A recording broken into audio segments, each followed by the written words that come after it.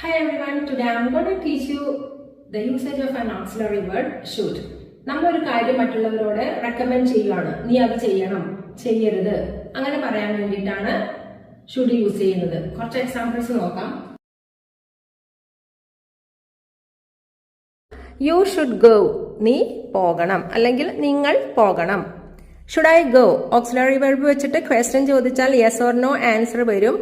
അപ്പോൾ auxiliary verb വെച്ചിട്ട് തന്നെയാണ് സ്റ്റാർട്ട് ചെയ്യേണ്ടത്. ഷുഡ് ഐ ഗോ, ഞാൻ പോകണോ. Next one, you shouldn't go, നീ പോകരുത്, അല്ലെങ്കിൽ നിങ്ങൾ പോകരുത്, പോകണ്ടാട്ടോ എന്നൊക്കെ പറയില്ലേ, ആ ഒരു ശൈലിയാണ്.